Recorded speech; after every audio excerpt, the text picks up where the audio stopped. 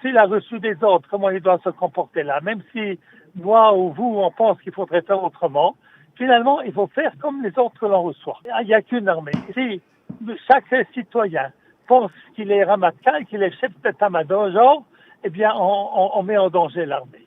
Et s'il n'y a pas d'armée, il n'y a pas d'État d'Israël.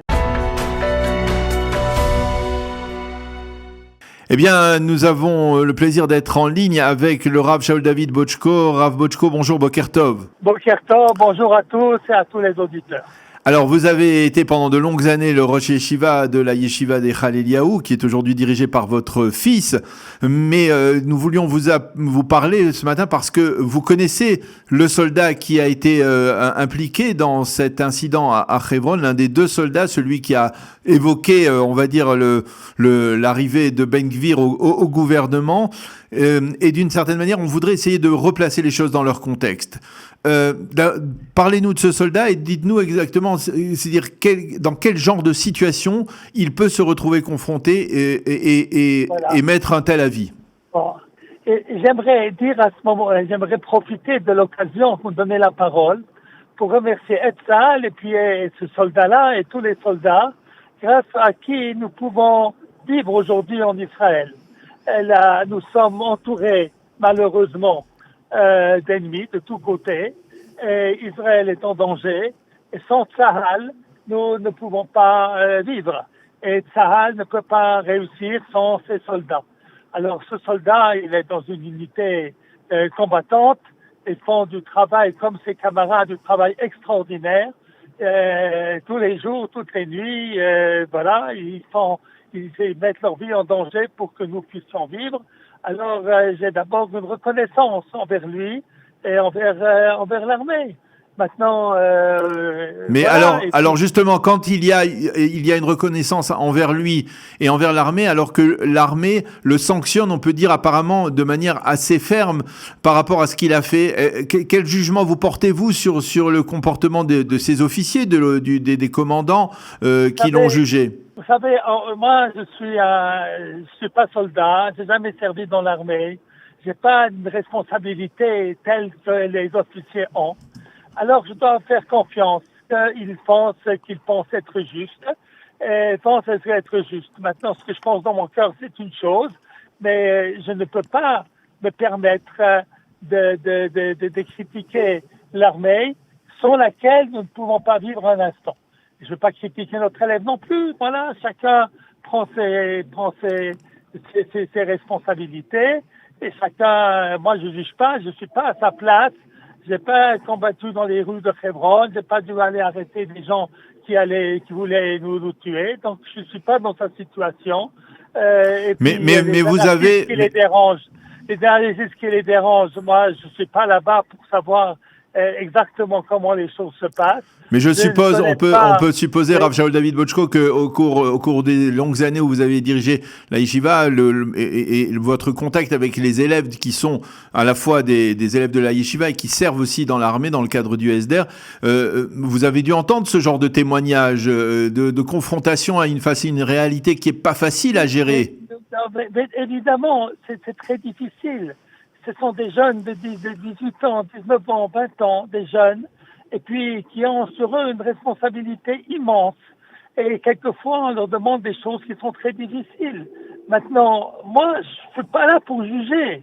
Voilà, je peux peut-être profiter de cette occasion de dire combien c'est important de faire cette mitzvah. D'ailleurs, hier, j'ai donné un shiur avant-hier, un shiur à la yeshiva, dans lequel, pour expliquer combien servir dans l'armée est une mitzvah importante de la Torah.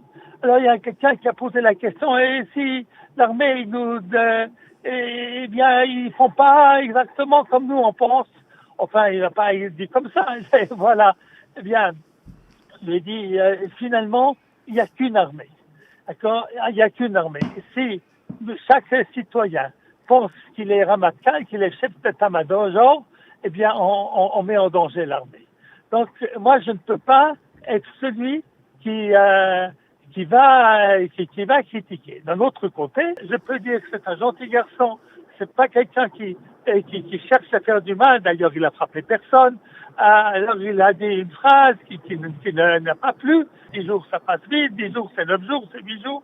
Alors, et Bezrat Hashem, tout est bien, et nous l'aimons beaucoup, et nous l'embrassons, et puis nous lui souhaitons de bien continuer, qu'il ne fait pas d'erreur, d'accord? Est-ce que s'il a reçu des ordres, comment il doit se comporter là? Même si moi ou vous, on pense qu'il faudrait faire autrement, finalement, il faut faire comme les ordres que l'on reçoit. Autrement, il n'y a pas d'armée. Il n'y a pas d'armée. Et s'il n'y a pas d'armée, il n'y a pas d'État d'Israël. Et s'il n'y a pas d'État d'Israël, il n'y a plus de judaïsme aujourd'hui. Parce que finalement, la Torah, aujourd'hui, on peut l'étudier en Israël, en tranquillité, dans des yeshivot, quelle que soit notre tendance, grâce au fait qu'il y a l'armée qui nous protège. Et c'est pour ça que de servir dans l'armée est une très grande mitzvah de la Torah. C'est une mitzvah de base. Et c'est ainsi que nous encourageons nos jeunes à être de bons soldats, de soldats qui font tout ce qu'ils peuvent pour pouvoir servir au mieux notre pays, notre peuple. Qu'est-ce que vous pensez, Rav Shaul David, de l'implication et des prises de position des hommes politiques aujourd'hui par rapport à ce genre d'événement? Il y a un nouveau gouvernement qui a été choisi. Ils pensent pouvoir faire une autre manière de diriger le pays, de diriger l'armée. Et j'espère qu'ils feront bien et qu'Akadosh Baruch Hu va les soutenir et puis va les inspirer pour faire ce qui est juste et ce qui est bien. D'accord. Moi, je ne vais pas commencer à donner des notes ni à Netanyahu ni à Bennett, si vous voulez. C'est pas mon truc, hein. C'est pas mon truc. Je suis pas un homme politique. Je suis un homme qui enseigne les valeurs. Et vous savez, la politique, c'est très, très différent. Parce que la politique, c'est finalement quelquefois la science du possible. Personne ne fait exactement tout ce qu'il aimerait faire. Parce que nous sommes un pays compliqué. Nous avons des gens qui d'autres qui pensent. Il faut faire tout ça ensemble. Donc, c'est pas facile. C'est pas facile. Les gens n'ont pas été élus. Moi, je souhaite qu'ils fassent bien et qu'ils fassent bien leur travail, qu'ils conservent ou qu'ils recréent, ou je ne sais pas quel mot il faut utiliser pour critiquer personne, mais qu'ils fassent tout pour qu'il y ait de l'unité au sein de notre peuple. Parce qu'on ne peut pas se déchirer constamment, de faire chacun critique l'un, critique l'autre, parce que finalement on peut pas vivre comme ça. On ne peut pas vivre comme ça. Nous avons un pays qu'il faut défendre, qu'on soit de droite ou de gauche, religieux ou laïque, et nous devons tous défendre notre pays. Eh bien, on a bien compris votre message, Rav Shaul David Botchko. Merci beaucoup d'avoir accepté de répondre à nos questions ce matin et Shabbat Shalom. À bientôt. Shabbat Shalom.